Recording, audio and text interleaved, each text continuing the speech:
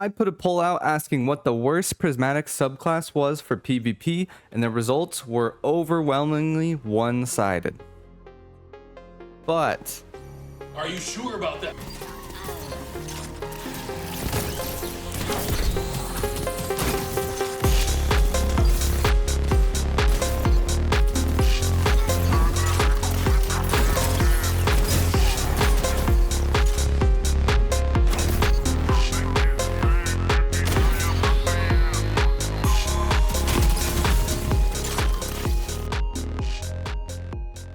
so I think this is the best solo queue build in the entire game. Solo trials, solo comp, anything like that. I think this is the best build in the game. That is because it lets you get one pick and then snowball the other two players. You just need one player to make a mistake and then the whole team will pay for it. This build is also very good in the hands of a good player. I mean, that's all builds, but this especially lets a good player find a weaker player and then snowball the remaining teammates. Even if they are good at the game too, doesn't matter. Now, the core of this build has been a thing on Stasis Titan, and you can run this on Stasis Titan, but I think it's a little bit better on Prismatic. You need the Cryosthesia sidearm and the Diamond Lance aspect. This allows you to chain freezes with the sidearm and lance, basically wiping entire teams. I paired this with the Precious Scars exotic helmet. This thing is insane for solo play because how often do your solo queue teammates die? Every 10 seconds, right? So reviving them makes you both go god mode basically, as well as you will be giving restoration on every kill with your sidearm.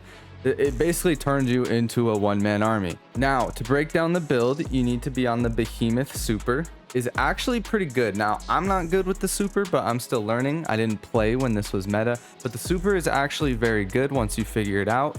And you actually can get it now. They made some changes. If you have high intellect, I have no issues getting this. A lot of times, I'm the first Super in the game, even though it doesn't have the best charge time. So Behemoth Super, you do need this to work with the Precious Scars, so you don't really have much flexibility here. You do need to run this super, but it is good, so it's not really an issue. For your barricade, you can go Towering Barricade or Thruster. Thruster's good to be aggressive, but Towering Barricade lets me sort of cover up the revives, get some cover so we can start proccing our helmet. I think the Barricade is the best ability in the game, so personally that's what I will be running. Melee and Grenade, really up to you. The Shiver Strike lets you get some cool plays. I whiff it a lot. I feel like this is better on M&K than controller. I don't know, but it doesn't seem to hit when I want it to hit, but it is very good. Suppressor Grenade is what I've ultimately gone with. You can also go with the Pulse Grenade. It's really preference, doesn't really matter. The next important piece is Knockout. We all know what Knockout does, but when you get a melee kill, it's going to heal you. That's basically the important thing here. It will also make you amplified. Not like super important to the build, but basically you're going to be able to melee a lot of people. You're going to be freezing them and then you can just melee them. Very good combo. That will also give you a Diamond Lance. Yeah, Knockout is insane. It got nerfed, still good. Now the Fragments. The Fragments are honestly not super vital to the build, but I will say Transcendence is very strong in Trials. In Trials, especially near the point, Transcendence is so good. So the Titan actually has the best Transcendence. The grenade suspends people. The grenade is so good. So Facet of Devotion was kind of a no-brainer for me. Basically defeating targets that are frozen will give you light Transcendence energy. So you're going to be getting a lot of dark energy from the sidearm, and then you'll be getting light energy from this fragment. It also gives you 10 strength, so you always take free stats.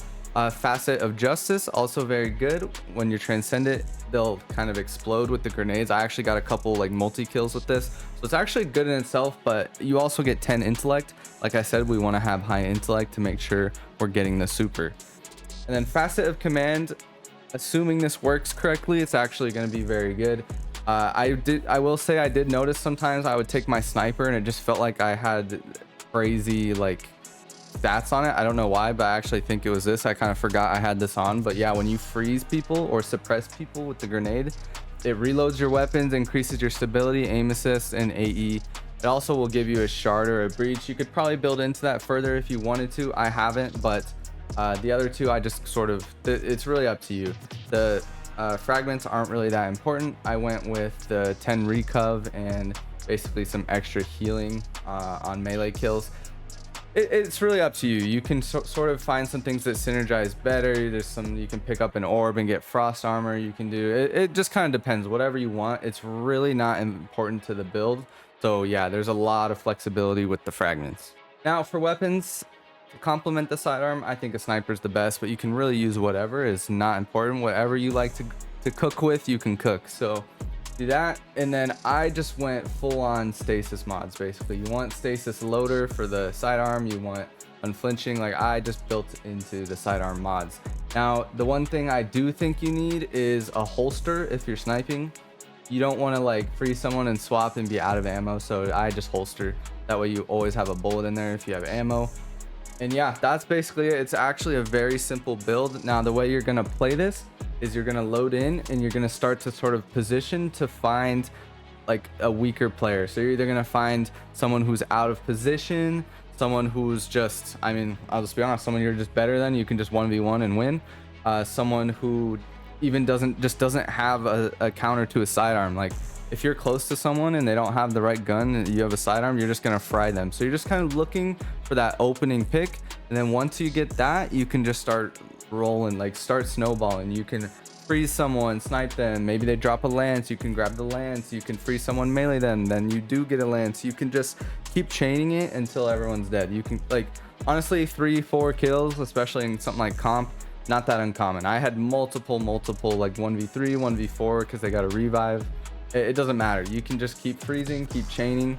Sometimes you can just use the sidearm, freeze them. You don't even need to snipe them. You can just kill them with the sidearm. That way you can freeze someone else. It's actually crazy. I don't honestly know why the sidearm isn't like hard meta. It's completely broken. Like, I'm not saying this is like some skillful thing. Like, nah, this is not, this shouldn't exist, but it does. And no one uses it. I don't know.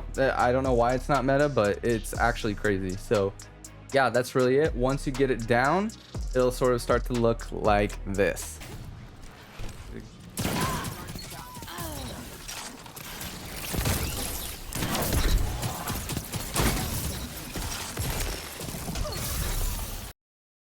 And yeah, that's basically the build. That's all it really takes. You just sort of, it's more so just you need to get that first pick. Once you sort of get good at like looking for someone out of position, waiting for someone to mess up, sort of positioning properly, you get the first pick, and then it's just over. It's over. So yeah, definitely give this a go, or not. I would actually not mind if you guys don't want to use this. That's cool. Then I don't have to play against it.